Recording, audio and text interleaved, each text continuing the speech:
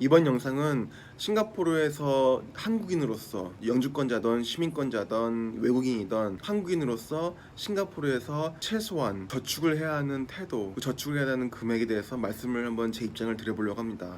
요거는 모든 분들에게 해당되지는 않고, 돈을 모은다는 거는 경력대로 그리고 나이대로 개념이 많이 다를 수 있습니다. 가령 사회 초년생일 때는 저도 마찬가지였지만 돈을 적게 벌기 때문에 모으기 힘들 수도 있고, 그리고 20대 후반에서 30대까지 넘어갈 때는 돈을 좀 벌어서 모으는 게 가능하지만 지금 돈을 모을 바에는 이 돈으로 뭐 MBA든 다른 대학원 진학이든 자격증 취득이든 경력 개발을 해서 자신의 몸값을 올리는 장기적인 투자의 목적으로 돈을 안 모을 수도 있고, 뭐 틀린 게 아닙니다. 그냥 무조건 돈을 모으는 게 좋은 것이 아닌데, 일단은 사회 초년생도 지나갔고, 그리고 경력 개발을 위해서 자신의 직무 개발을 위해서 자신에게 돈을 쓰는 그런 나이도 지나갔고, 그러면 저같이 40대일 텐데 40대 직장인으로서 40대랑 50대는 정말로 자녀 교육, 그 자녀에 대한 나중에 나갈 비용, 은퇴 비용 등으로 인해서 저축을 굉장히 많이 해야 되는 나이입니다. 저도 불과 뭐 몇 년 전까지만 해도 저축을 많이 못했습니다. 그러다가 최근에 한 3, 4년? 4, 5년 전부터 저축을 많이 하기 시작했는데, 저축을 해야 할 나이는 오는 것 같습니다. 그런 분들을 위해서 영상을 만드는 겁니다. 그래서 외국인인 경우에는 무조건 하셔야 되는 게 뭐냐면은, 물론 여기서 절대적으로 집을 사셔야겠다 하는 분들에게는 해당 사항이 아닐 수도 있습니다. 하지만 그런 경우가 아니라면은 SRS, Supplementary Retirement Scheme, SRS 된 영상은 저도 한 번도 아니고 한두 번은 영상에서 자세하게 제도에 대해서 정말 자세하게 설명드린 영상도 있었는데, SRS는 무조건 하셔야 됩니다. SRS는 외국인은 한도가 35,700불. 물론 이 한도로 저축이 가능하신 분들은 저축을 하시면 되고, 아닌 분들은 형편 되신 대로까지만 하시면 되고, SRS는 무조건 형편 되신 대로 맥스로 하셔야 됩니다. 그 이유는 소득 공제이고, 소득 공제 금액이 크기 때문에 자신이 워런 부펫이 아닌 이상 무조건 SRS는 하셔야 됩니다. SRS 내에서 SRS를 가지고 투자할 수 있는 상품이 많습니다. 근데 제가 추천드리는 것은 SRS로, 그러니까 제가 영상에서 여러 번 소개드렸던 스태시어웨이라는 인베스트먼트 플랫폼 또는 인도어스, 그 두 개 중에 하나로 돈 두 개 다 분산하셔도 되고, 그런 로드 어드바이저 같은 수수료가 적은 그런 걸로 SRS를 이용해서 투자하는 것이 가장 합리적일 것 같습니다.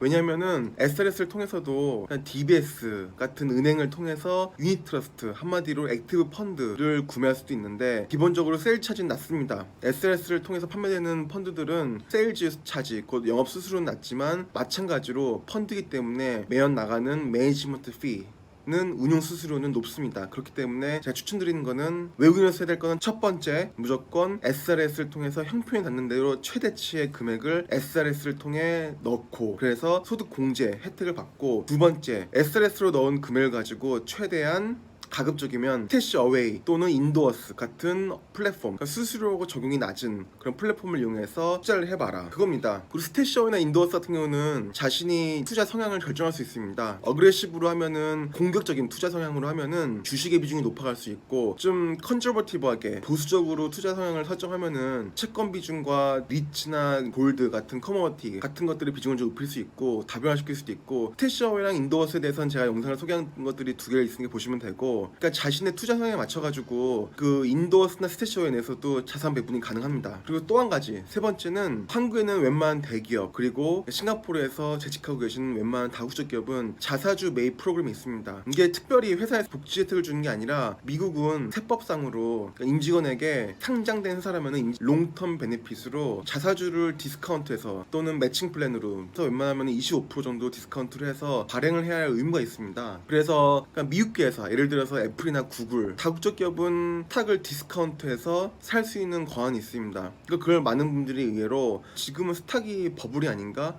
해가지고 자사주 매입을 안 하는 분들이 있습니다. 그런데 25%를 디스카운트를 되기 때문에 요거는 웬만하면은 그냥 하시는 게 맞습니다. 25% 디스카운트 받아서 매수를 해도 시장에서 25% 이상 빠질 일도 있지만, 장기적으로 봤을 때는 그럴 가능성이 매우 낮습니다. 그렇기 때문에 자사주 매입 프로그램이 있으면은, 물론 삼성이나 LG도 당연히 있고, 국내 대기업이던 다국적 기업이던 간에 자사주 매입 프로그램은 허용된 최대치로 무조건 활용을 하시라, 이게 제가 드리고 싶은 마지막 얘기입니다. 그러면은 외국인들은 이렇게 됐고, 싱가포리언이나 영주권자인 한국분들을 위해서 드리는 말씀은 뭐냐면은, 그러니까 시민권자나 영주권자는 SRS의 맥시멈이 15,300불, 그리고 CPF는 최대치가 37,700불 정도입니다. 그리고 CPF의 스페셜 어카운트 탑업은 7,000불, 그래서 매년 디폴트로 강제적으로 저축할 수 있는 금액이 6만 불일 겁니다. 그 6만 불은 웬만하면은 놓치지 마시고 항상 저축을 하셔가지고 소득공제 혜택을 받으시고, 그리고 그 6만 불을 가지고 자산을 적절히 배분해서 시장이 너무 좋아 보인다, 지금처럼. 저는 뭐 지금은 시장이 좋다고 생각하는데 시장이 좋아 보인다 그러면은 주식 비중을 좀 줄이고 채권이나 안전자산 비중을 높여서 대기를 했다가 시장에 빠진다, 그럼 그때 다시 주식 비중을 높이는 그런 상품들에 유도리 있게 가입하는 게 좋겠습니다. CPF는 물론 CPF 갖다가 빼서 투자를 직접 할 수도 있지만, 가급적이면 CPF의 뭐 오디너리 어카운트나 스페셜 어카운트는 그냥 거기 놔두시고, 왜냐하면은 그 정부에서 보증해준 이자가 나오니까 그건 안전자산으로 놔두시고, SRS로 굴릴 수 있는 돈들은, 그러니까 SRS를 통해서 펀드를 사던 아니면은 주식을 투자하던 아니면은 인도스나 스태시어웨이 같은 플랫폼을 이용해서 투자를 하던, 이런 비용들은 마켓 상황에 맞춰가지고 리밸런싱을 해가면서 시장이 좋으면은 안전자산 비중을 높이고, 시장이 좀 안 좋다 싶으면은 주식 가격이 좀 빠졌다 싶으면은 주식 비중을 높이고, 이런 식으로 액티브하게 리밸런싱을 하는 것이 좋을 것 같습니다. 그래서 이런 식으로 대충 싱가포르에서 한국인으로서 할 수 있는 저축에 대한 마인드셋이 어떨까라는 저의 주관적인 생각을 말씀드렸습니다. 당연히 저는 전문가도 아니고 단순히 제 주관적인 의견을 말씀드린 영상이었습니다. 그러면 봐주셔서 감사드립니다.